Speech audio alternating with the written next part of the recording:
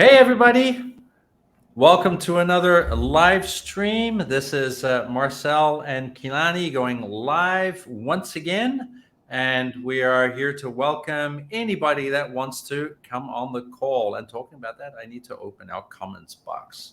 Yeah, so today's session is going to be it's actually based on the conversation that Kilani and I had while we were writing the book, and that's the distinction between leading and leadership, and actually what sets those apart. Why are they different, and why is that relevant for you to know?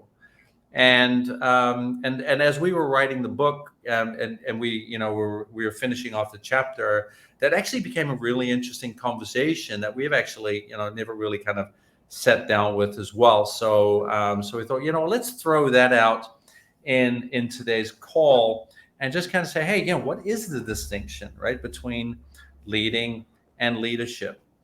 Nikilani, do you have anything to add to that?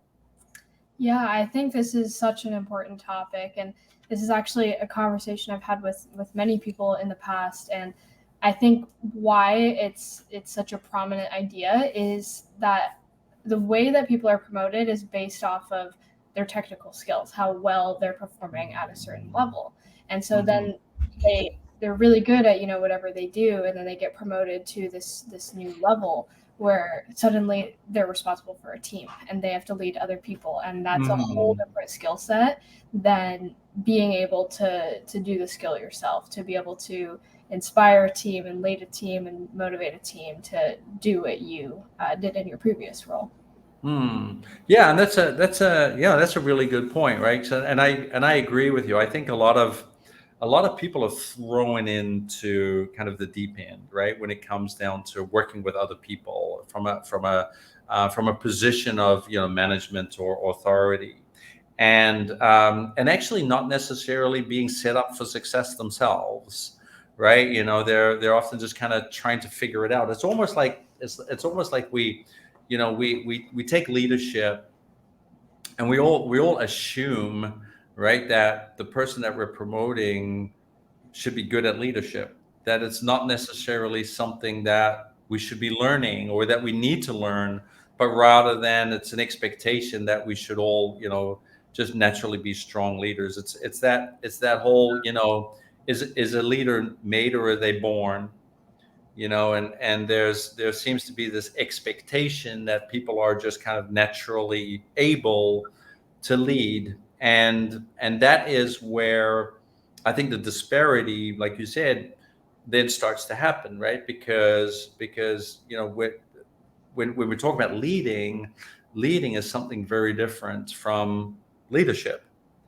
And so when a person is hired into a leadership position, they automatically think that they have to start leading, because even though they might not know how to lead, right, or what to do, they automatically come in saying, hey, listen, I'm the leader of my team, and as the leader of my team, I have these responsibilities. I'm responsible for my team. I'm responsible for an outcome.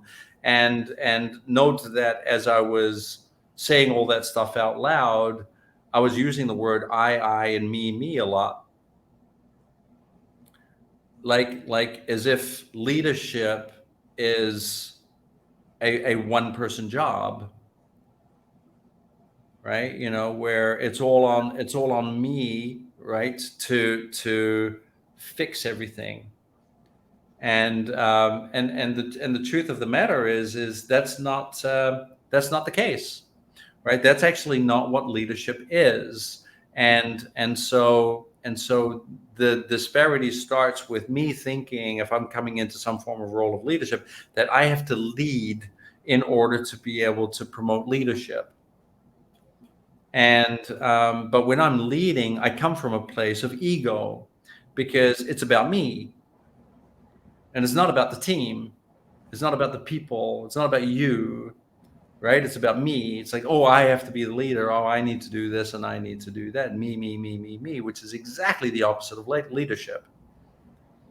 right? Leading is about me. Leadership is about you. And that's the big distinction, right? And so the way that I always like to describe that is that to lead is a verb, is an action, is an activity, but leadership is an outcome, right? Leadership is the way of operating, the way of behaving, the mindsets, the in mind, heart, and in gut, of the people, the way that they're behaving in a way that allows us all to move forward in a similar type of direction. So in a way, right, to lead, it can be potentially counterproductive when what we want is strong leadership. And um, and I know many examples of where that can become a very important conversation. And a great example is just now. I literally just got off the call with a client, and she was telling me that when they were raising their child, she discovered in herself that she performs best when she is given space to think up her own problems, to come to her own solutions, and to do. She says she might not think up the right thing right away, but it takes time. But when she does come to the solution, it tends to be the best solution out there, and that helps her personal life, family, but also the business, on the long term, as where when she's told what to do, she doesn't think that way. She doesn't think bigger. She doesn't think better. She doesn't think about improving processes.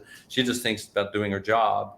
So in a way, when we are trying to lead people by being directive with people, right? We actually limit their potential. We reduce their potential to be able to kind of outperform any form of expectations or anything like that out there, or it maybe even come up with brilliant ideas and concepts simply because we're giving a certain direction. Because the moment I give a certain direction, in a way, I'm already creating boundaries. I'm already creating a bit of a box of where I'm expecting people to operate in. And the moment that happens, people will happily oblige by that, and they will operate in that box, and hence therefore be limited in their potential, right? And so if in a leadership position, what we want is we want our people to be collaborative and trusting, and communicative, and being able to think out of the box and be creative, and all of these kind of things. And the only way we can do that is actually if we try not to be too directive in the way that we are describing what we want for the team or what we want for the business, but rather make that a collaborative conversation, right? And Eisenhower once said, right, is that the art of leadership is the ability to set your people up for success and then to get the hell out of the way. And I think that it's the getting out of the way piece that a lot of managers struggle with, because when a manager is in a leadership role, right, they think, I have to lead, I have to be visible as this leader, and I it's my input that matters, and it's my direction that matters, because otherwise I might not get promoted into my next role. And then therefore it becomes about them, and they get in the way of the excellence that their people can potentially demonstrate. Yeah. We got a comment here from Mohammed. Thank you, Mohammed. Right. So it's I think we often associate competence at job related tasks with competence in leadership. Yeah. Often people freshly promoted into a leadership role tend to be more directive and rely more on their knowledge than trusting the team. Absolutely. Yeah. And it's kind of what I was saying. The unfortunate thing is that we don't only see this in newly promoted managers. We see this in people who have been operating the same way for, potentially decades. I still unfortunately have way too many conversations with very seasoned leaders, who who still are, too intensely, leading, rather than kind of just allowing their people to be great, right? And it happens time and time and time again. There are so many examples of, when we see these things happen, of leaders that actually get in the way rather than get out of the way.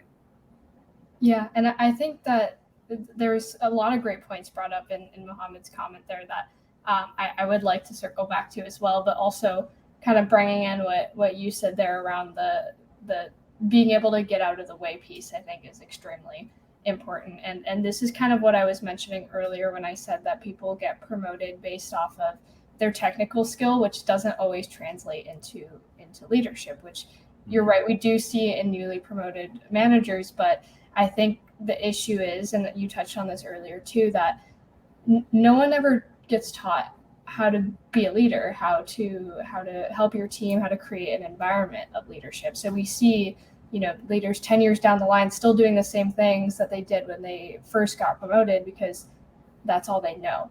And the word that really stood out to me in Mohammed's comment is the word knowledge.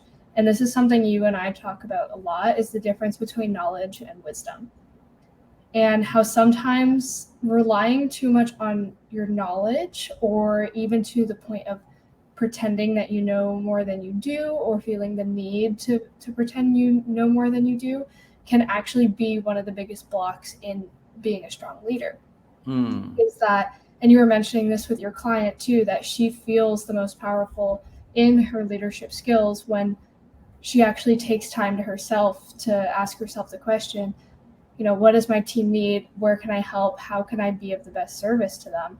As opposed to more of this essence of control, of needing to know, of needing to lead and kind of tell people where to go. So there's two very different dynamics there. Yeah, absolutely. I'm actually just making a comment about that because I'm just going to say knowledge versus wisdom, right? Is which should be in the leader's toolbox. And I think if I can make a mention of that question too, is, in my opinion, I think both should be there because, of course, it is important to have technical knowledge in a management position or leadership position, but to be able to find that balance where you're not relying too much on your knowledge. And another piece to bring in here, that's something that's really big for me in my life right now, is showing up with a white belt mentality, which is something we talk about a lot too, which for anyone who's not familiar with that term is essentially the idea of showing up to everything, whether it's your first day or you've been doing it for 10 years and you're the most, professional person in the room, to show up as if you've never done it before. And what I've learned about that lesson, especially in leadership, is there's always something to learn from someone, even if you think you know what they're going to say. And when you are able to approach it from that standpoint of what can I learn from what this person is going to say, again, regardless of if they have more experience than you or less experience than you, you're always going to be picking up on little things here and there, which not only helps you and your team, but also helps you grow as a person later as well. Yeah, absolutely. And and I also think, as you're saying that too, is, being able to go in with that white belt mentality, right? But with the experience of a black belt, and then being able to re-examine material that you've learned a long time ago, but to be able to relearn it like you're a white belt, right? Allows even deeper level of knowledge and learning, right? And a great example, and I always use this as example, is when I was practicing karate and got my black belt for the first time when I was quite young. I was what, 19 or 20 when I got my black belt. And this was in an era, by the way, when it was really difficult to get a black belt, right? And when I finally got it, my teacher took the black belt away and gave me a white belt again, and said, all right, so now that you've got your black belt, you're going to go back and you're going to relearn everything, but through the lens of a black belt. But you're going to study everything again. And it was the best gift that he could give me, because I always thought, like, all right, I know this block, I know this punch, I know this kick, like I've done it 1,000 times, I know it. But when you can remove that lens of knowing, right? When you can remove, it's almost a blinder, right? So listen, I already know this. And if I can remove that language and say, but what if I relearned this, right? Through the lens of an expert, but with the attitude of a white belt, and learned to really, what is going to show up? What have I missed? Right. And it was incredible when I went through it a second time, the amount of information and the amount of things that I had missed the first time around, that I would never have been able to gift myself if I hadn't learned that skill.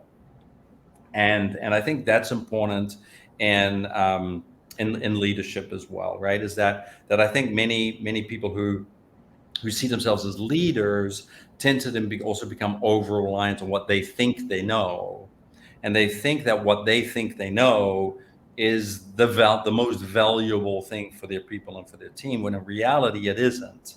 It's their ability that of course they have expert knowledge, but their ability to go in with an attitude of a white belt and to say, teach me more, right? What else can I learn from this? And then it becomes a conversation around wisdom, right? About, like, being able to put your ego aside and be able to really kind of go in and learn at a much deeper level. And that is what's going to help your people, because your people see that, they see that learning mindset and that learning attitude. And that's when they, when they say, hey, I want to go deeper into this, I want to figure out more as well, right? Which is really important. So I have actually a message here from Samuel. So Samuel says, and hi Samuel, by the way, thank you for contributing. He says, I have a team of 5 staff at work. I apply leadership with 3, but with 2, the other staffs, there have been quite disruptive situations or no actions because they walk the wrong path, or simply not ready to walk alone. So I end up picking situations to work with them. Otherwise, I will direct them. So I think what Samuel is saying is that, he's approaching it more from a situational, perspective, and just kind of saying, hey, there are some people on my team that actually don't need so much that directive approach, and so therefore, I can kind of let them go. And then there are some people that I feel do need, a directive approach, which is great, and that could be a potential solution. In my opinion, though, is that, when we see people as disruptive, or we see people as incompetent, for example, it doesn't necessarily mean they're being disruptive, or that they're being incompetent. It just means that they have a different need. They need a different way of operating, and they need a different way of being led in order for them to be great. And one of the challenges that people have is that when that need is not met, that they can then sometimes become disruptive, right? Because it's a form of rebellion. And so what I would like to invite you to do, Samuel, is to think of these 2 people, right, as an opportunity to learn how to lead differently, and to maybe open up a conversation, and to kind of ask yourself, what is it that they needed from you, right, or needed from the company that they weren't getting, right? And maybe, there's a conversation around empathy there that might be able to help you unlock some of that disruption, and instead be able to create very powerful allies that can be part of your 5-person team, that can solidify that 5-person person team that's going to make the whole team even more powerful, right? But it sounds like there's some room for conversation there in terms of what your team can do together as well, right, to be able to overcome that, and that's the important thing in team leadership is that it's not about the leader creating solutions for the team, but it's about the leader being able to set the team up so the team can create solutions for the team. And so what conversations could you potentially be having with your 5 team members, not just 3 of them, but with your 5 team members, that's actually going to allow everybody to work with that same energy in that same way? And it sounds like there are some missing pieces that have not been addressed yet, and that's usually what ends up happening in a situation like that. So just something to throw out there for you. Yeah. Kilani, do you have anything to add there, or? The one thing that's coming up for me reading that, because I think that's a very common situation to happen too, is you mentioned everyone operates differently, everyone has a different way of being, and so it makes sense that in the second we have more than 2 people working together, things get tricky because it's You're human beings. People working with people. It's always tricky, and kind of the first thing that popped into my mind was the 5 behaviors of a cohesive team. Mm-hmm. And without going too deep into that, because I don't want to spend an hour going into detail about it, but there tends to be a breakdown at one of the 5 levels, whenever there seems to be disruptive situations or no actions taken or no buy-in from staff members at work. And just as a brief overview of the 5 behaviors, is the bottom one is trust, conflict, commitment, accountability, and then results. And what I found is that there's always a breakdown at one of those levels. Mm-hmm. And whichever one there is a break at flows upwards. So any, if it's the bottom one at trust, every other level is going to be affected. If it's the third one, 3, 4, and 5 are going to be affected. And I think kind of zooming in and looking into where are we struggling, where's our weak area, and then how can we build that stronger and create a stronger foundation to support the upper levels. Yeah, absolutely. And in my experience, when I'm talking with people in leadership positions, it mostly boils down to trust, right? I think trust is the big conversation, ultimately. And the same here, by the way, in leadership. Right. The difference between leading and leadership is that if I feel that I have to lead my people, there's a lack of trust there, because what I'm really saying is that it's on me because my people are not capable of doing it themselves, and so we're already creating disparity in trust by the notion that it's my job to lead my people.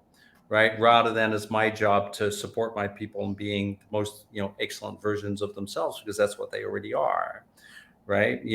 And so when we see these kind of behaviors that we don't like to see, like disruptive behavior and all of those kinds of, they're just symptoms, right? They're often a symptom of a lack of trust.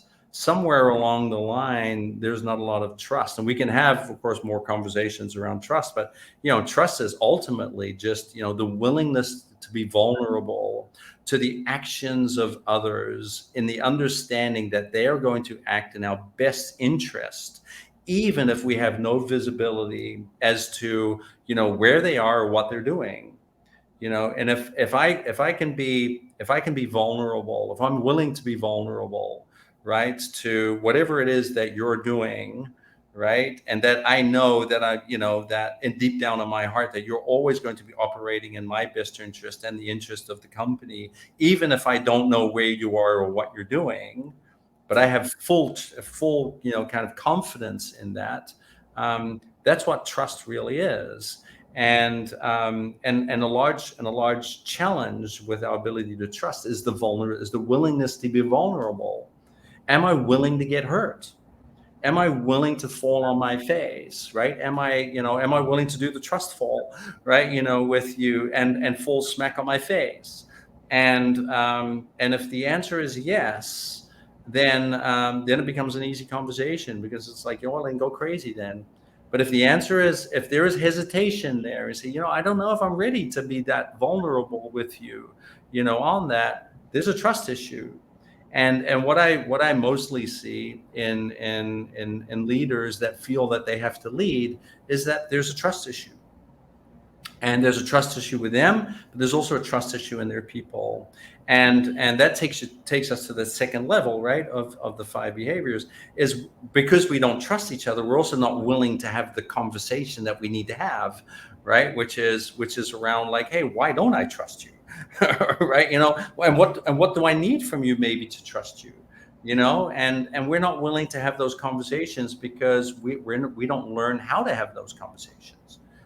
Because ultimately companies, are still not investing money, or enough money in stimulating and teaching people how to have those type of conversations, to be able to clear the air there, and to be able to make sure that everything's going right. Because, it's companies are still investing on, in hard skills, what they call, technical skills, work skills, but not necessarily in soft skills, how to be empathetic, how to be, be able to get along. And this is where Mohammed's comment comes in. And thank you, Mohammed, by the way, for adding to that. Yes, and I agree. The topic does keep coming up, I have to say, but yeah, it's we are heading in a direction where everybody is going to be a leader. And if you think about, from a learning and development perspective, right, in the average organizations, how much money are companies spending on teaching every single employee about leadership? Right, and 9 out of 10, if I want to say 99 out of 100, probably, I know most companies I deal with don't. They Leadership training is only privy to people of, senior management level and above. And so you're kind of missing the mark, right? Because ultimately, not everybody has to be a leader, but ultimately you want everybody to understand leadership. Because leadership isn't only about leading people, leadership is also about following people, right? Because a great leader doesn't only lead, they also follow. Because ultimately we are both leaders and followers at the same time, whether we like it or not. And I think that is where one of the big challenges is that we're not taught that followership is a form of leadership, right? We're not we don't celebrate followers. We don't do that in schools. We don't do that in society. We don't do it. It's not something that we celebrate in people. But yet, a great follower, right, is somebody who can courageously show other people how to follow. That is a form of leadership, right? And if I, as an appointed leader, can courageously show my people that I can follow them, right, because I've got the right people in place, I'm already being a leader by following, which is really interesting. So sometimes, right, being the most effective leader is to be a follower, right, and not to be the savior and the person who says, oh, you know what, it's all on me, right? Because it isn't. We become more effective in leadership, actually, when you think about it, when we try and lead less rather than lead more. And that's a funny thing, and that can only happen in an organization where everybody has the same understanding of what leadership is, how it's needed, and where it's needed. And why is that so relevant and so important?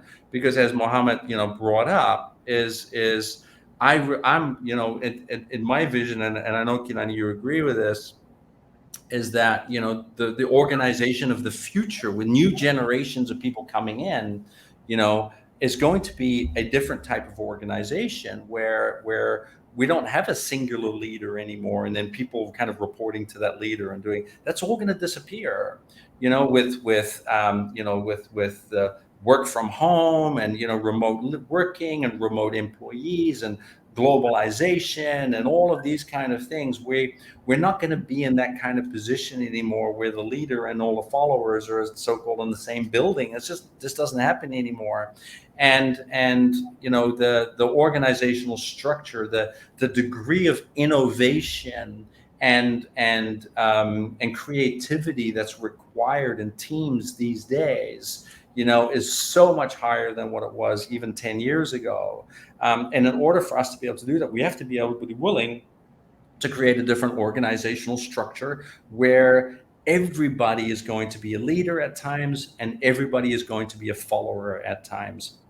And that is going to be intermingled, right? Where we don't have somebody at the top of the pyramid anymore, but that's all what I like to call the bouncy ball effect, where we're not in a triangle or a circle, we're in a ball, and everybody is intermingling in that ball, working and collaborating together and creating new initiatives. And so, you could have one day the janitor leading an initiative, right, and where the CEO is following the janitor, and vice versa, and there's no distinction being made about, oh, listen, he needs to be the leader, as long as we all have an agreed upon direction in which and where we want the company to go, and always be reminded of that's the direction that we want to go, then then that's going to be a great conversation. So here's another great comment. As a good leader, you should listen and respect to your team, and this can help you lead. Yeah, exactly, right. And hence the title of our new book, right? So our new book is called Stop Leading, Start Listening, because at the end of the day, that's actually, not being a leader makes you more effective at leadership, and how we actually do that is the framework of the book. And if I can add one thing in there too about listening being an important piece, is that we get cues as leaders from our people, and one of the main parts of being a leader is being able to motivate and inspire your team and to create a healthy environment and an exciting environment to work in. And so many times, I'd say, again, 99 out of 100 times, leaders are frustrated with, how do I motivate my team? How do I get them to perform better? How do I get them to do what I want them to do? That's the age-old question, right? And they're telling you, is the interesting thing, and I've noticed this about all people too, is with any relationship with anyone, they're always telling you what they need. It may not be explicitly indirect, but it's always there. There's always cues. And when we turn our attention to listening and observing, and even from a standpoint of empathy and curiosity, rather than that need to control and direct, we open ourselves up to basically all the information that we need to solve the problems that we had in the first place. Yeah, exactly. And actually, even the fact, right, that I have to ask a question, how do I motivate and inspire my team, already tells you how wrong that statement is, because your people should already be motivated and inspired because you hired them. Right? It's like you don't hire uninspired and unmotivated people.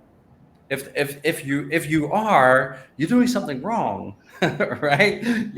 So in all likelihood, when you hired those people, they were inspired and they were motivated. So rather than saying, what do I need to do to motivate, inspire them, say, what do I need to stop doing so they can once again feel motivated and inspired? Because somewhere along the line, I was doing something that made them stop feeling motivated and inspired.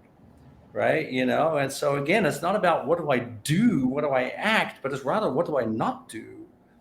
That's so important in this space. And like you said, the only way we can do that is if I ask, right? And kind of say, what do you need from me? What is going to inspire and motivate you? And how can I help you? Right? How can I follow you? Right, in that process, and things will naturally happen. So, coming to a close on this topic, I'd love to end this that, if you're a manager in a role, or even, someone in a senior leadership role, and you're watching this, right? I want you to think about kind of, how you see yourself as a leader. You know, do you wake up in the morning saying, I need to lead my people, right? And I need to inspire and motivate my people. And if that's the question that you're asking yourself, to say, what do I need to stop doing, rather than what do I need to start doing, right? What am I not paying attention to? And how can I start listening more and following more rather than leading more, and give them the opportunity to be the most excellent people that they are, because you have likely hired the best people for the job. And because otherwise you have to learn some recruiting skills if you haven't hired the best people for the job, right? But in all likelihood, you've hired the best people for the job, and so if they're not performing at their best, it's not because you were you're not leading. It's because you were probably seeing, overvaluing your input, and probably so much input so that was getting in the way of your people being able to perform. And when we get in the way, that's when performance levels go down. So get out of the way, right, and give them that opportunity. Yeah. So Mohammed just made another comment. He said, "Start, stop." Yes, exactly, right.